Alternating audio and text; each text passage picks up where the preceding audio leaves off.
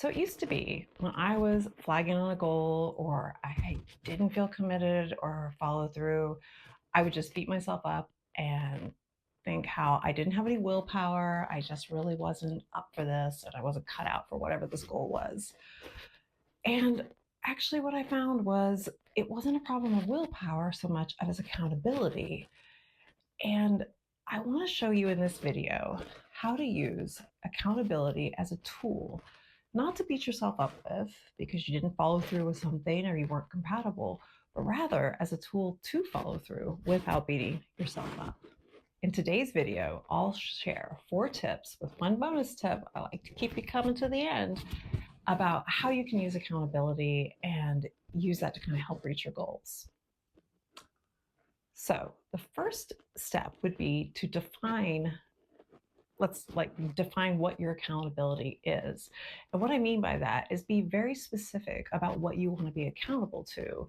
So if you've got this goal of I want to start a YouTube channel that makes me money, it sounds good, but it's kind of vague. And for me, at least, it was definitely overwhelming. So I wanted to be accountable on kind of a smaller scale. And what would that look like today? Well, today it meant getting up, writing out some scripts for you, and recording these videos. And that felt more manageable. It also meant I could look at the end of the day and say, did I do this? Is this something that I followed through with? And I could check yes or no. Again, I'm not using that as a way to beat myself up. And if I didn't, that might be an obstacle that I need to plan for. I have a whole nother video in this series all about looking at obstacles and what you might do if you didn't, to plan for obstacles and what might happen if you need to rewind and adjust. Again, not a way to beat yourself up, but the why behind accountability is it gives you something to kind of measure your actions towards.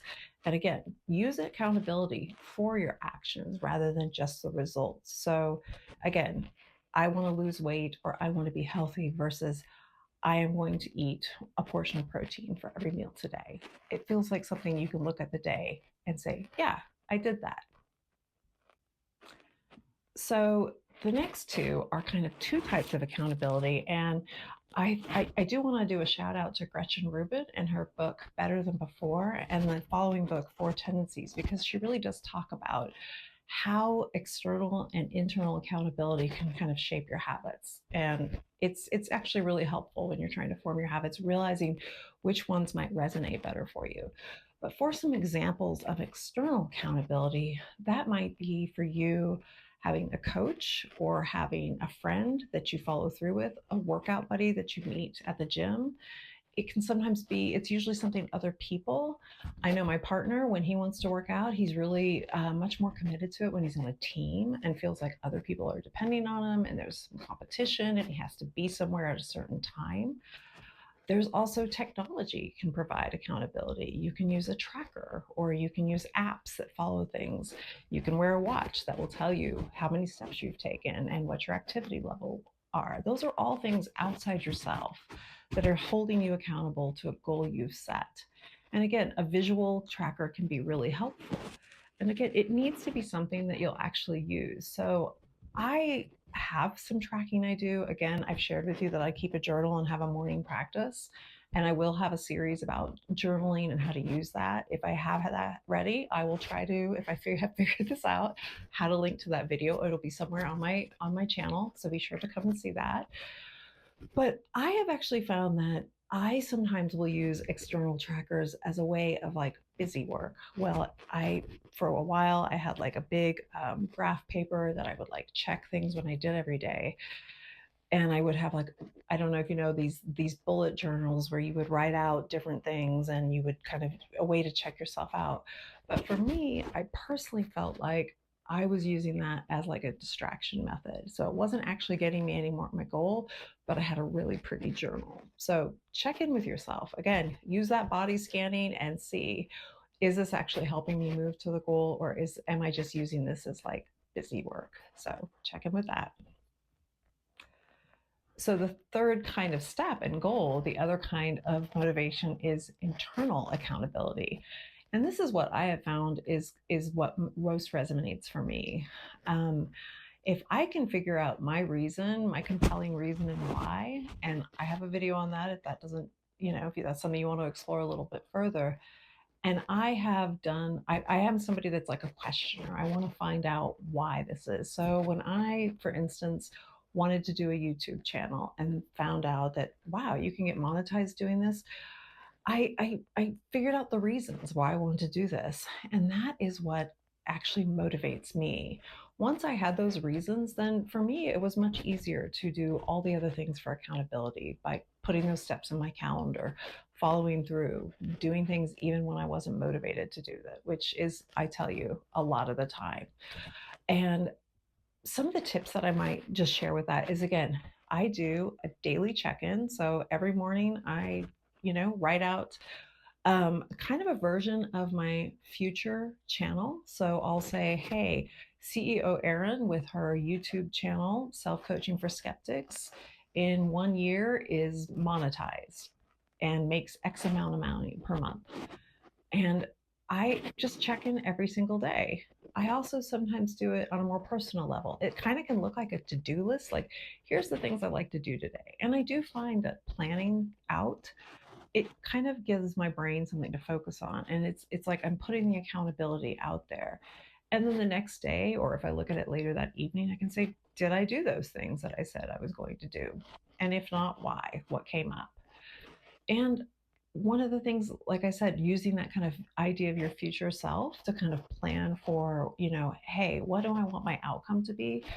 That's a great motivator and that'll keep you accountable. But what are the actions that I need to do on a daily basis that'll keep me accountable? And that's where that kind of daily check in can help. And also think of this as like kind of micro commitments. Keep it small. Don't get into the point where the accountability is so large, like I've said, it can be overwhelming. You want to kind of stick at that like daily action step, and then you can kind of track your progress with your accountability tool that you might be using. The fourth step is that you want to learn from your missed commitments. This isn't a tool that you want to be using against yourself. This isn't a chance to beat yourself up. A little bit like our obstacles in our other video that we talked about, when you don't make those, use that as data to kind of adjust and look and see what's happening. So you want to ask questions. What was going on? Why didn't I get the things done that I wanted to do? Is there something I can learn from that? And again, this is about consistency. So, for example, I was wanting to work on my video production for 3 or 4 hours in a row. Well, I quickly found out that I just don't have the stamina for that. And when I gave myself that kind of time, then I just did tons of retakes. So I was definitely trying to get something perfect rather than something real.